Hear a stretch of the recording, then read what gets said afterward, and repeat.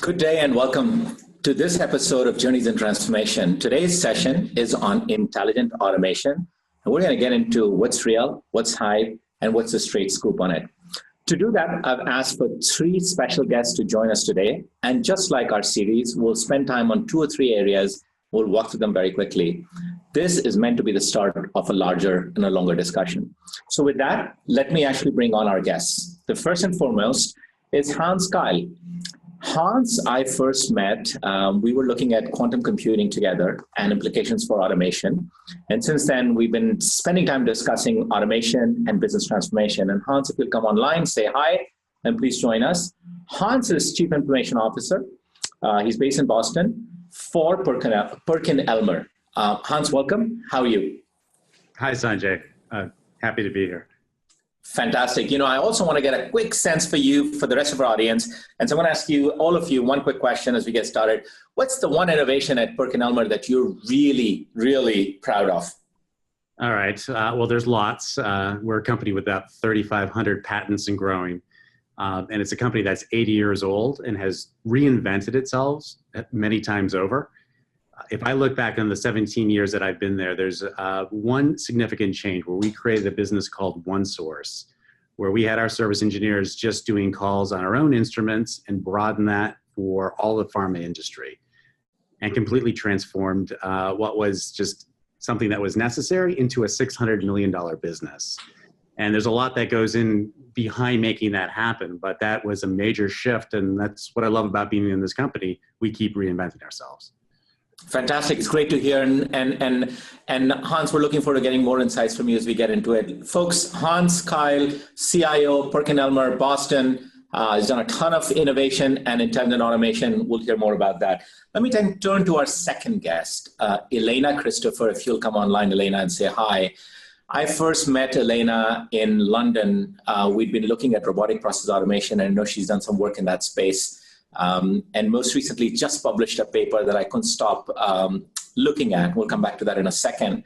I have found Elena to be very insightful. She is currently at an analyst group, started her career at Gartner, but actually went into the other side of the world, in the operational world, and ran a set of things, so she can talk a little bit about it, and then came back to the analyst world, currently at HFS. Welcome, Elena.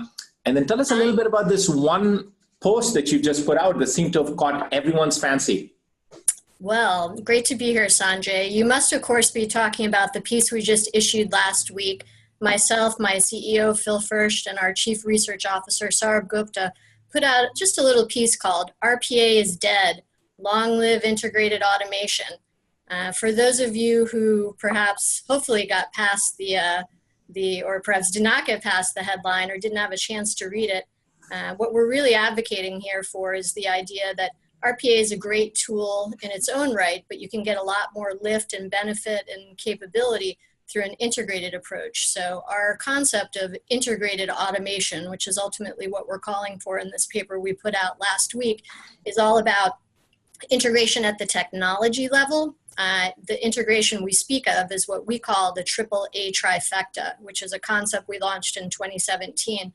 The AAA trifecta is simply, you've got automation, ostensibly these days RPA, plus artificial intelligence, which is a variety of permutations, and then thirdly, smart analytics. Picture a Venn diagram, if you will. That's the AAA trifecta. So you need integration at the technology level, but in addition, and all importantly, you need integration at what I think of as the original trifecta, the golden triangle: people, process, and technology. Without these, you will have decidedly linear results as opposed to the exponential results everybody seems to want and talk about for intelligent automation. All right, so we're going to have to come back and unpack some of that. I got to tell you, I'm still stuck at the headline, RPA is dead. We'll come back and explore that more. Elena Christopher, thank you for joining. Let me quickly introduce our last guest, Kaushik Bhaskar. And Kaushik, will you turn your camera and come online, please? Kaushik and I first met when he was at IBM and then was then running the data platform for IBM's Watson Data Services. And prior to that, he's done a bunch of work in the database and the data structures industry. But most recently and currently, happy and proud to say that he's part of Genpact. He runs the automation business for us. Kaushik, welcome. You're based in Palo Alto. Would love to hear from you just for a minute, just to get this set up. what is the number one question that you grapple with as you work with clients globally on intelligent automation? Hey, thank you, Sanjay, for having me here. We have done over 1,000 implementations, automations across the globe with many clients. Consistently, for every client, the number one thing keeps coming up in every conversation is, how do I innovate at scale? How do I integrate and preserve all the legacy investments? And also, how do I manage the whole change? This is consistent from all the conversations, from all the implementations we've done, and we continue to do as we move forward. Fantastic. Boy, you've opened up more questions than I think we'll get time to address, but those are right on the mark. Without further ado, I want to now jump right into the topic at hand, which is the world of intelligent automation and the straight scoop on what's real and what's hype. I think before we can even tackle that topic, and there's a lot within it, and with the thought leaders that we have around the room today, I'd like to first define what is intelligent automation. Is that even possible to define it? What might that definition be? Maybe Elena, since you look at the industry more broadly, can you spend a minute or a minute and a half just talking to us about what is intelligent automation? Yeah, you've got it, Sanjay. So as an analyst firm, obviously definitions are very important. So I mentioned already our concept of the AAA trifecta. And so it's, again, picture a Venn diagram, if you will. So you've got automation, which these days the most popular permutation thereof is RPA, robotic process automation, and then add in artificial intelligence, which is an umbrella term for a whole host of cognitive technologies. And then thirdly, smart analytics. These three together are our AAA trifecta, but it's also HFS Research, my firm, our working definition of intelligent automation. I think what's very key to this term is the term intelligence. So we're very literal when it comes to the cognitive piece of it. RPA is a great tool, but it's based on scripted technology. You need to tell it what to do. In other words, it's rules-based. When you layer in cognition, it brings some of that intelligence, the ability to simulate human-like thought patterns. This is where the algorithms, deep learning or machine learning come into play to add that cognition. So to be very specific about it, RPA is automation, but intelligent automation has to have some semblance of cognition, typically enabled by artificial intelligence. That's how we define intelligent automation. That makes sense. And Elena, you didn't include this in your definition, but some might argue that in addition to RPA and cognitive elements associated with RPA, there's the whole world of workflow, dynamic workflow, service orchestration, ambient computing, software as a service, large markets by themselves as well. And would that be part of how you think about intelligent automation? I think it has to be necessarily. I think there's a lot of focus these days on RPA. It's sort of the golden child of the moment. And as we look to the VC world, for example, we see these just valuations going off the mark. So it's sort of the flavor, well, I can't say flavor of the month, maybe the flavor of the past few years. But we're very careful to state that RPA is a current permutation of automation. Some of the elements that you mentioned are very much in the realm of automation. Even I'd toss in good old business process management that's been around since the 90s. It's very much still an active part. And even good old macros are active parts of how your average enterprise that's been around for 20 plus years at a minimum is embracing and finding solutions to automate elements of its business. Makes sense. Let me shift to Hans. Hans, you and I have been discussing, and I think you mentioned short of almost a couple of decades, you've been driving automation and implementing a number of systems. How do you define it? What's your perspective on intelligent automation? Definition on intelligent automation, I mean, I'll go back to the people in process. It starts there. If you don't have that in place, I don't think that the technology on top is going to take you much further. So again, to me, you've got to look for the opportunity. Where is, the biggest, internal opportunity in terms of maybe margin expansion, wherever the pain points are that are going to yield goals. And then on the external side, especially if it's the interface with your customers, what's really going to facilitate customer satisfaction, retention, again, whatever your targets are. And you look in those areas and you solve those problems and you bring in technology to help you do that better, to give you visibility, control, shorten those cycles. That's what we look for in terms of the work that we do. So I'm going to push a little bit because normally I'm on the other side of this discussion in my day-to-day role. But look, that all sounded really easy and really simple. Where's the challenge? There's got to be complexity in what you just said. And tell us a little bit about that side of the world as well. Yeah. So no, you've got it right. It all comes down to the complexity. And I think different companies are in different scales, or different areas of your company could be on a different scale in terms of complexity. And you've got to evaluate that carefully. So if you've got broken end-to-end processes, if you've got low volume, if you've got, whatever the factors are around complexity, that's probably not the place to start, but it isn't an excuse not to tackle it either. And it can't be allowed to be an excuse. So you, again, look for those opportunities, build a competence, get the wins as always, but don't let the complexity be an excuse to not move forward and solve those things, because I think the technology is becoming a lot more flexible to be able to solve these increasingly. So yes, there's complexity out there, but it's solvable, and it should be. So fantastic. So look, Elena, you sort of gave us a sense for the spectrum of things that come in the world of intelligent automation. And Hans, you pointed out some of the advantages and also the inherent complexity and the way to approach this to accept and plan around it. Maybe I'll turn to Kaushik. And Kaushik, you talked about the fact that you've done a lot of deployments previously. What are some great examples for this audience to think about intelligent automation? Bring that to life for us. So before I get into the examples, let me tell you, I think what Elena pointed out and Hans pointed out spot on. Let me elaborate on that and how we think here as we're deploying at large scale. We think about it comprehensively, much more comprehensively. Think about as we shift from rules-based programming to outcome-based programming, we need to think about RPA as a task-based automation to think about much more technologies to support the end-to-end automation in the digital transformation journey. We leverage service orchestration, like you called out. We leverage the SaaS, the hyperscalers. We bring in ML and NLP appropriately to solve the end-to-end business problem. That's how we think about intelligent automation for all the deployments.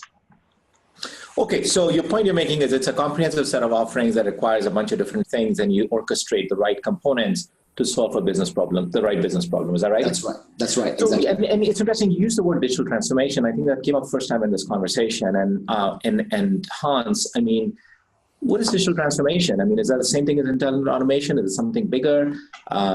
As a business focused CIO, what's your perspective on that? Well, like you and I have spoken about in the past, I think it's digital optimization. I think you look at a lot of these tools, whether they're SaaS solutions you're bringing in, RPA, et cetera, and it's enabling. The digital transformation, I term more as a business transformation. It is about your business model and how that's transforming. You can look at Uber in the taxi industry. You can look at Netflix in terms of films.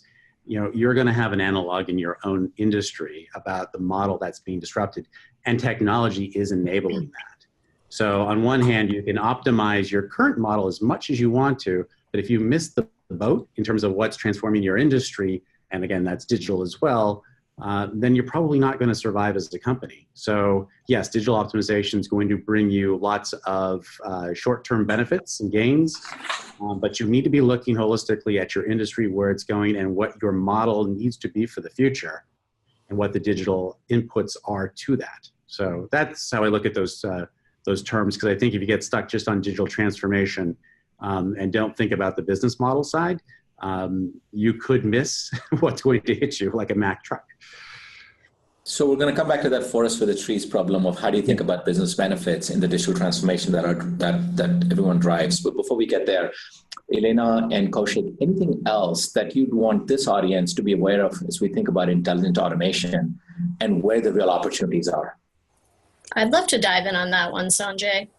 Let's just start. Let's look at the sheer word, the concept of transformation. And Hans, something you said about how, don't keep away from something because it's hard or it's complex. But I know from a lot of the enterprises that we've been talking with, you find that you can bring some modicum of automation to a process, but there's a risk in terms of propping up processes that may not have been good to begin with. The concept of transformation and the potential that it's offering, whether you're talking business transformation or digital transformation, is you're getting a chance to remake or reinvent your processes, which can be things that you do today, like a lot of perhaps back office processes, and do them better. This is an opportunity to really just look at this as a way to buttress perhaps inefficient existing processes is a complete missed opportunity. So I perhaps think that we've got some great technologies here that if you integrate them and use them across the people, process, and technology with a really strong focus on change management, there's a lot of great benefit for the taking. But if you don't do that very holistically and it's just more of the same, then it's going to be very linear, single-digit type of benefit. That's a call, whether it be bottom line or top line. I think I'm just talking about how it'll be a quantifiable missed opportunity. And Elena, sorry, you did, I think you were telling me that you just ran a survey with, 2,000-3,000 CXOs. Give us a perspective for what informs, what went behind sort of this perspective.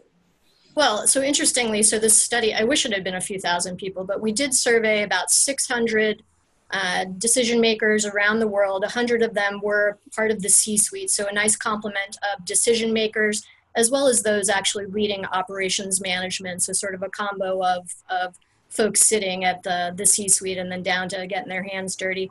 And really, probably one of the biggest headlines from this study, which essentially was trying to take the temperature of the state of automation, was the continued big gap between rhetoric and reality.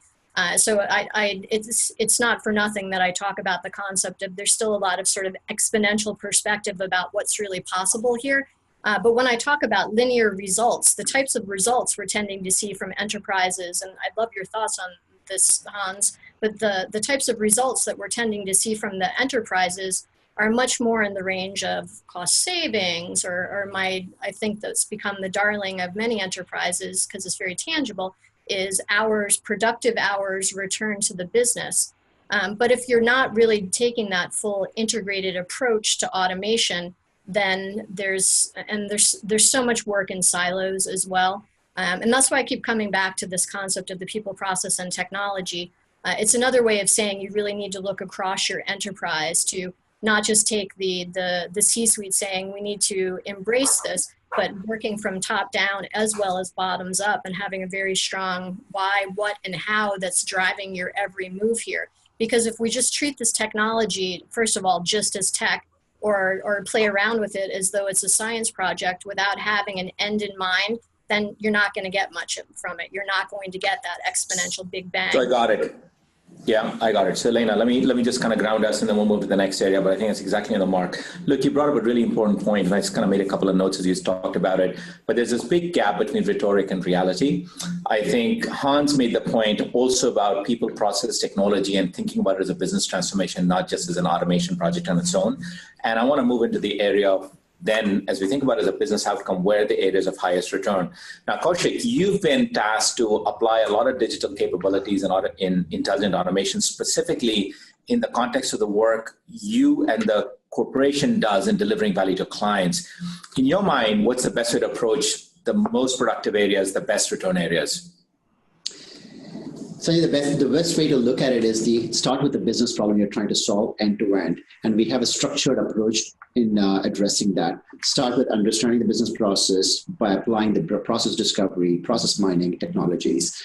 Leverage the right technology for automating it. Perhaps it's the RPA for some slivers of automation or service orchestration with other technologies with NLP and ML and so on. So think about it end to end comprehensively to solve the automations and deployment to get the maximum ROI and maximum returns. That's how we've been approaching it, with a structured discovery, design, deploy, and govern throughout the life cycle with governance platform. Yeah, I think governance is key because oftentimes it does get left off as we just think about the word automation as opposed to the word transformation. Hans, tell us a little bit about your approach to this. You said earlier about the business outcomes being the driving factor. How do you think about intelligent automation? Where are the areas of highest return for you? Yeah, good question. And Elena, I think I can answer your question. I would agree with you. There are a lot of projects and initiatives that are focused on, like I said, the digital optimization. So the short-term gains around, expansion, margin expansion in a certain area, fixing current processes, and then again, optimizing what you know. And again, they're not unimportant activities, to go through that. You just have to realize that's what you're doing. And again, look at the opportunities there that will have the biggest return in terms of the short-term gains that you need, because those are important. But you, at the same time, have to look for the things that are going to change your business model overall. And again, different for different companies. But I think where RPA comes in and in the interactions with customers, I think that's important for just about every company out there, and that kind of engagement. And what, again, you need to think carefully about it, but what are the things that are transactional and where customers just want the information, they don't want the deeper relationship or exchange with a human? And where do they want that? Where do you want to deploy those valuable resources to be able to engage in deeper conversation?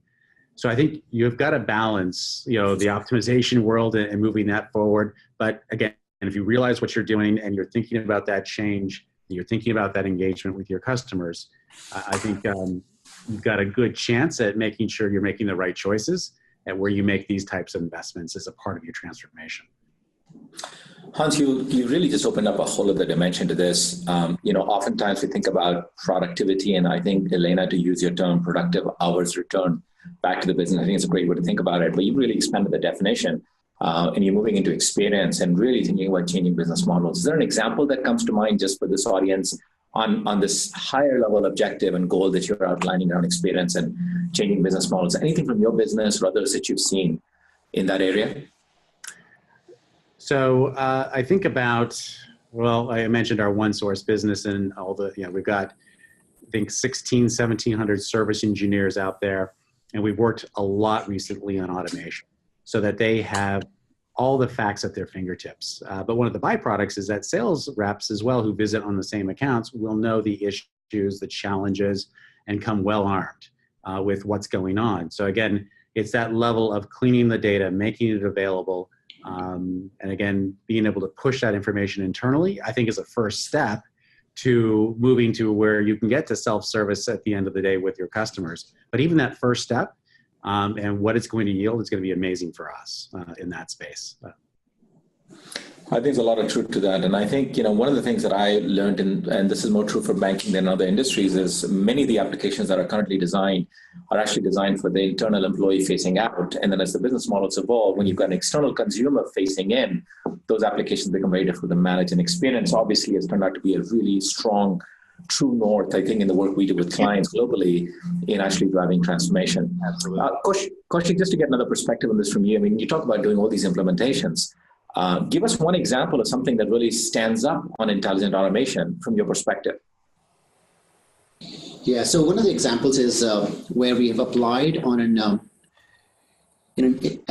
tie the story back to what Elena made a comment about standardizing the process, understanding the process, and reimagining the process rather than the broken process, if you may call it, and then tying back to the right technologies, right? So here's an example within one of the implementations where we have done an order management system, order fulfillment system rather, for one of the clients where the clients were looking to, they were manually processing all the orders that resulted in delayed shipment of prioritized equipment and shipment to the wrong locations, wrong geographic locations, non-compliant locations, right? So we applied RPA to get the right orders in processed, along with machine learning and NLP models, NLP technologies, and we improved the accuracy as well as improved the overall end-to-end delivery timeline, increased customer experience and satisfaction.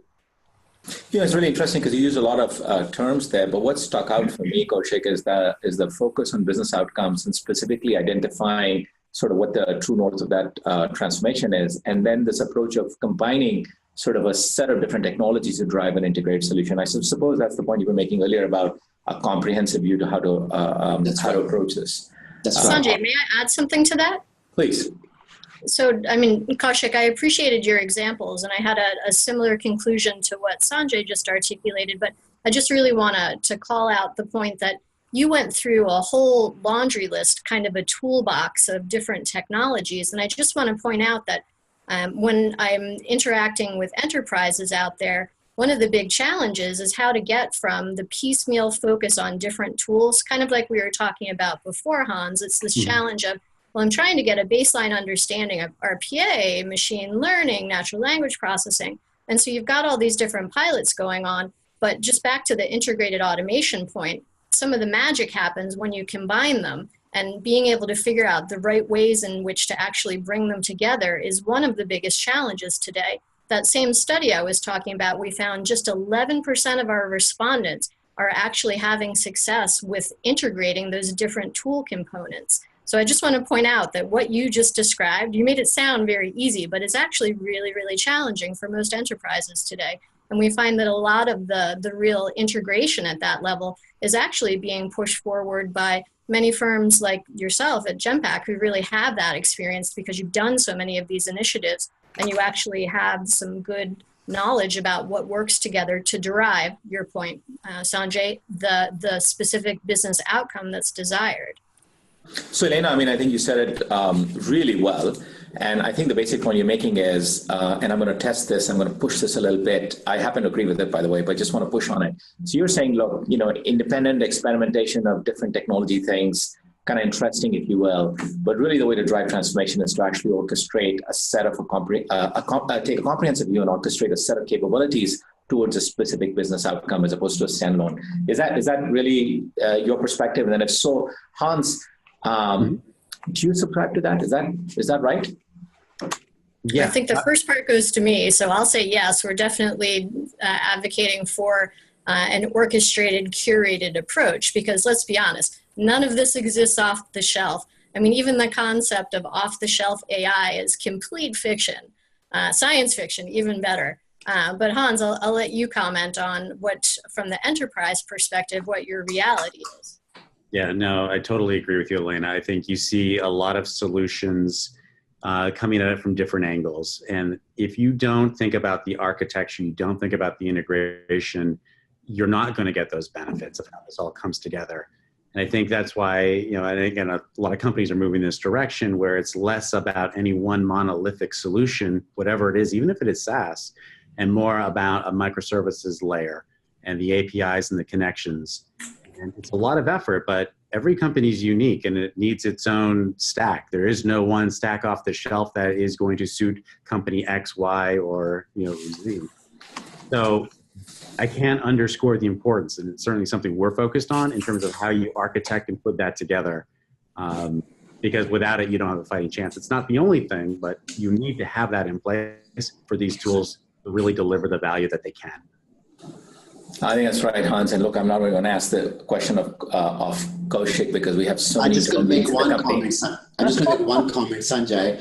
Hans and Elena agree 100%. The whole notion of modularity and bringing the right pieces of technologies to solve the right puzzle is extremely important. And by the way, Elena, your point about integrating these pieces of technology seamlessly is very difficult. It's not easy. It comes across easy, but it is very difficult.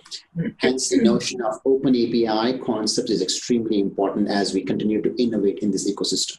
So I thought I'll add those two sentences, Sanjay, back to you. I'm glad you did, Kaushik, because I was just trying to say that it's going to be difficult to hold you back on that point.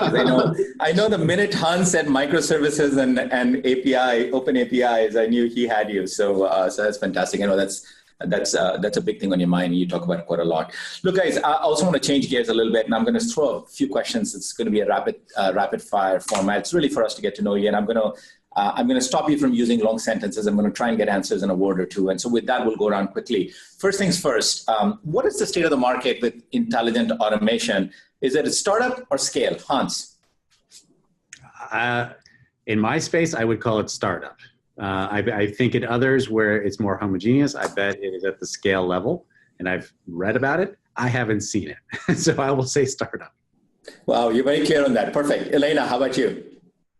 I'm going to pick an in-between option, scaling. So going from inception to figuring it out through trial and error, scaling through integrated automation. Kaushik, we need you to say that it's on the other end, it's scale now, but I'll let you answer it. So for what you think is right.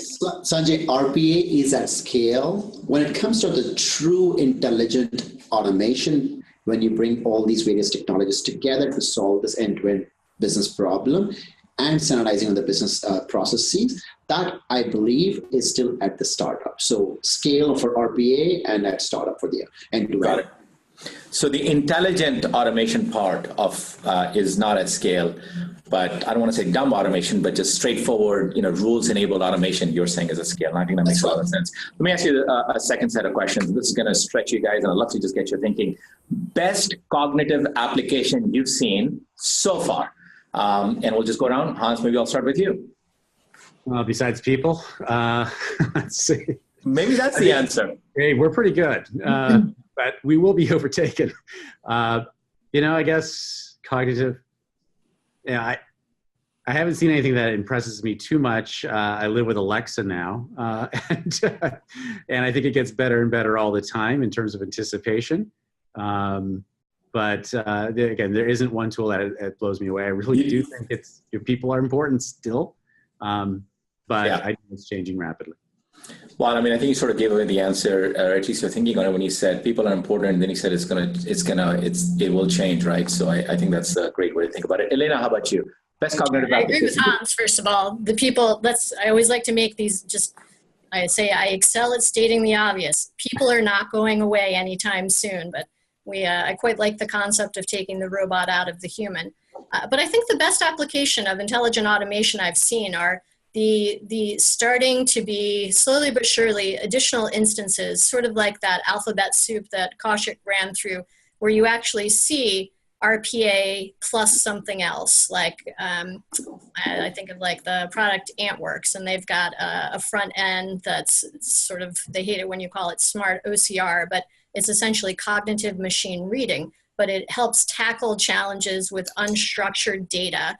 And then once it understands and has context for what the let's say a document or just piece of data is, it can then tie into RPA to then go do something with it. And what this tends to do is that it's literally creating links in a chain so you can have elongated workflows.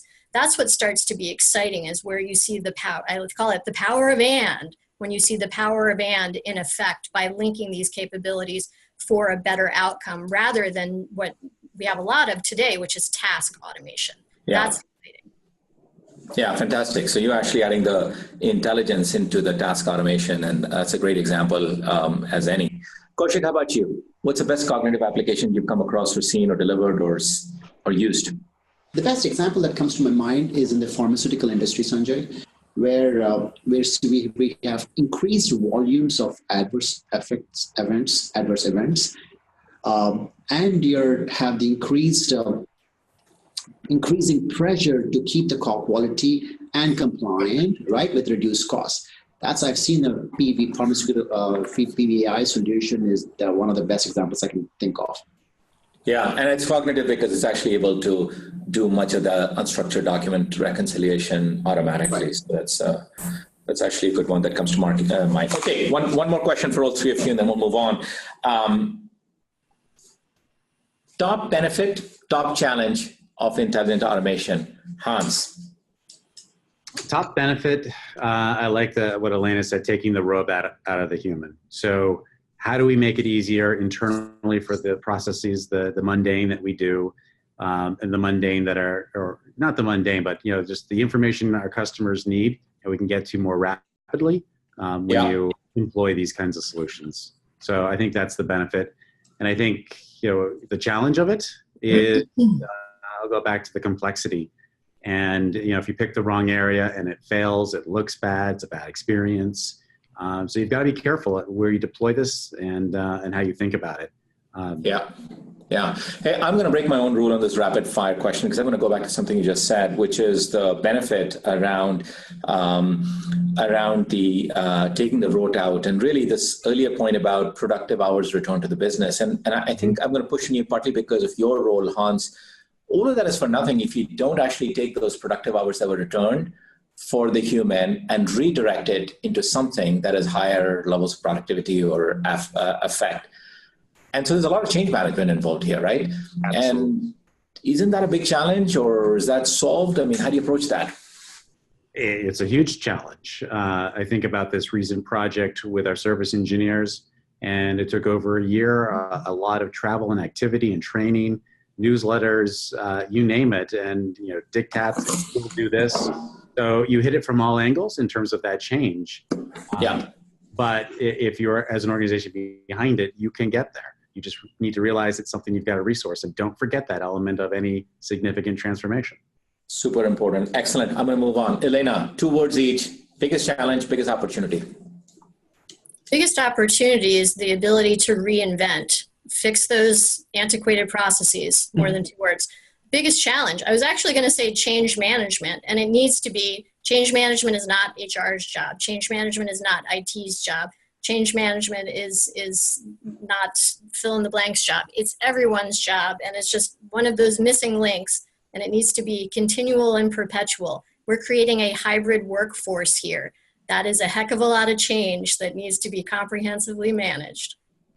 It's amazing you say that. I was meeting with one of our other colleagues in the industry. He's a CIO actually at a hospital in New York. And one of the things he said is that as they evaluate internal projects around RP and other automation techniques, refuses to take the meeting unless HR is in the room. And so this just drives the point about if HR is and change management and all of that's not part of the equation, you don't even get started on the project.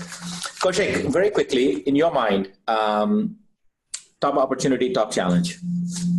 I think the biggest one I see in my mind about opportunity and advantage is improved business outcomes and experience, customer experience. That's the biggest one I see, right? Okay. By integrated automation. The challenges or issues, apart from what Elena called out and Hans said, for me as I'm deploying, getting these deployments going, the biggest challenge I see is integrating with the legacy systems and the data systems, right? Data integration, data structures, understanding how these legacy systems are built, and bringing that together in the systems of engagement and delivering that improved business outcomes and customer experience is the biggest challenge I see. Okay, perfect. I mean, we hadn't talked about the integration with data systems, legacy apps. I think that's a whole other area, but you're exactly right. That's one of the top challenges I think most of the people I speak with deal with. Look, we're going to have a few more minutes on this, and I want to actually change gears and focus on how do we get started? What's a practical framework? And here's how I'm going to frame the question, and I'm going to ask each of you to respond to that.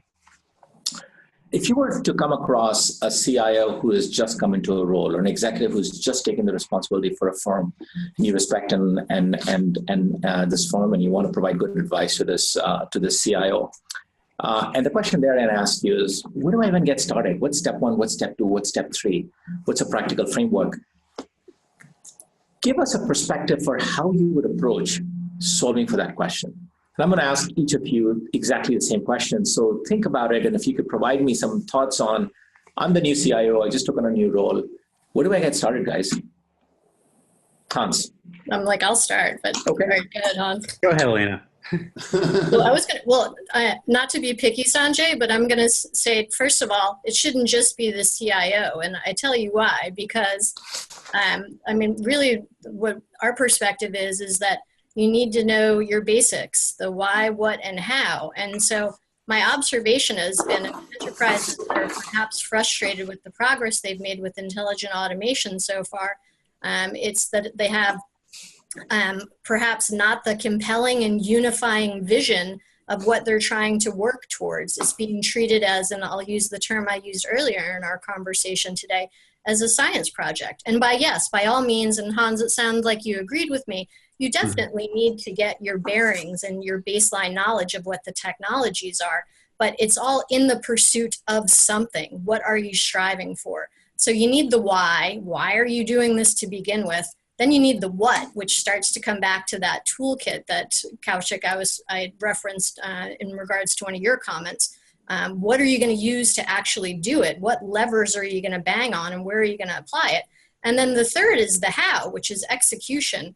We sort of kicked off 2019 at HFS saying 2019 needs to be the year of how, which is all about figuring out the execution. And back to my comment about how it also should not just be the CIO. because this goes far beyond the technology, back to the people process technology. IT and the CIO agenda is a really important piece of this, but it also needs to be from the CEO to the CFO, all the way down to the folks running business processes in various geographies and in your silos, and doing it in a unifying fashion so you get the benefit of best practices, regardless of whether you do centralized or federated model. So I'll start there. Fantastic. I love, I wish we had more time. I'm going to come back to you separately on the federated model. Super important, particularly with AI in place, but we'll hold that topic for now. Hans, your perspective. All right. So I agree with a lot of what Elena said, so I won't go over it, but what I said earlier in terms of how you look at the opportunity, I think, what's that lens in terms of where would you start? Where's complexity? Where's the opportunity? And, you've got to do that exercise in terms of the framework. But if you don't have the underlying commitment of the organization to move in this direction as a baseline, you're not going to get far. It will be that experiment off to the side. But if you have that commitment and you have that vision of where this is going to take you and that understanding, then by all means start with something focused where you can get a win and success and build a competency. But know that it's a means to a larger end for where you want to go with the organization. So again, come up with that framework, but that framework without commitment is not going to move you beyond a little experiment. Got it. Perfect. Kaushik. Sanjay, I think it starts with, for me, the framework starts with understanding the scope and managing the requirements. I think that's very important. What are we trying to accomplish? What's the scope? What's the requirements? Second thing is getting all the stakeholders aligned, from business to IT, and all the stakeholders aligned, because downstream it might become a painful process. Third, have a good change management process established as you go down this process. The last one, as we move from this whole manual to automated environment, what's the digital governance?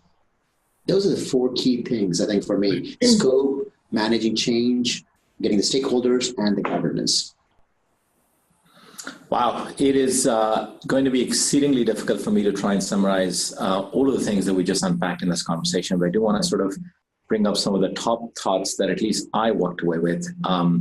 Clearly, Elena, your description of the intelligent automation sphere and automation and RPA to cognitive and everything in between, I think was very interesting. And I think then from there, going into the complexity of the integration, and Hans, you spent some time talking through that. Kaushik talked about a comprehensive approach that uses a set of toolkits, then orchestrates that across a business objective. All of those were, I think, really right, and I think caught my interest. I think, Hans, your point about business transformation being the actual driver, and digital transformation, and actually intelligent automation being in service of that, I think is exactly right. I smiled at the comment about the continued gap between the rhetoric and the reality. We struggle with it. I come across so many boards and CXOs that struggle just with that topic, and there's so much hype. And I wish we had a way to solve for that. And I don't know if one, but it's a really important one. All of you actually talked about people, process, and technology. And Kaushik, your point about an approach that covers discovery, then gets into a comprehensive approach to automation, and then really kept stressing governance and the change management around that was right on the mark. I do think that the point that all three of you made around short-term returns versus long-term goals, thinking about productivity or productive hours return as one example, but really think about experience and changing the business model was fantastic. But what I most enjoyed was all three of you came back in the final segment to the same point, which is, and I think Elena said beautifully, why, what, and how. And this notion of why it's not a science project, it's in the pursuit of a business outcome, and really keeping that as a true north. The what, which is, and Kaushik would have said it better, that alphabet soup that you just took us through so eloquently, there's a lot of components to that, but really orchestrating that becomes really important. And how, which is the execution and really driving people change. And I'm thinking, Hans, your points were right on the mark. There's so much in here. We'd love to have more discussions. Obviously, this episode goes on social media. It has LinkedIn connects, etc. So please, as before, feel free to participate and provide inputs and feedback and perspectives. And if you have a question or two, I'm sure our guests will be more than willing to take it. Before I sign off for today, I'm just going to go around real quick, and it's a sentence or two each, but any final thoughts for the day? And I'll start with Elena, 2 sentences max, each of you, and then we'll work our way through it. Don't forget your basics. Integrated automation. It's about integrating at the technology level, but you have to remember the people, process, and technology. And that has a real implication for, I'll just hone on the people for a second. You got to take your people on this journey. Otherwise, it's just technology being stuffed down the throats. Bring those into unison and get some balance. It's a recipe for success. I love your metaphors, starting with the death, RPA is dead, to things being stuffed down the throat. Wow, those are going to stay with me. Hans, how about you? Well, we didn't talk about it today, but you and I talked about cybersecurity. So anything that's digital can be manipulated. So you've got to have that part of your organization in order and feel confident. And your customers have to feel confident about that as well. And I probably think that's its whole own episode unto itself. But don't forget Indeed. That point in addition to what we talked about today. Indeed it is. And Hans, and you and I have discussed this, and security actually gets even more challenging as you move into the intelligent part of automation, because with cognitive, now it's not just about corrupting the applications, you can actually corrupt the data to drive that out with the wrong outcomes. So very valid point. We'll pick that up on another topic. Kaushik, how about you? Any last words? Sanjay, creation of a bot is only one half the journey. Understanding the domain, understanding the process, understanding the right technology to use to automate, and governing and monitoring throughout the life cycle is the other half of the journey. So it's extremely important to think through comprehensively. Fantastic. Think holistically. Don't stuff technology for the sake of technology, and think about cybersecurity and broader set of challenges. I don't think we could have ended up with better insights for this. With that, I want to thank each of you for joining this, and to our audience for participating. We look forward to hearing more from you, and take care. Goodbye. Thank you. Thank you, Sanjay. Thank you. All the best.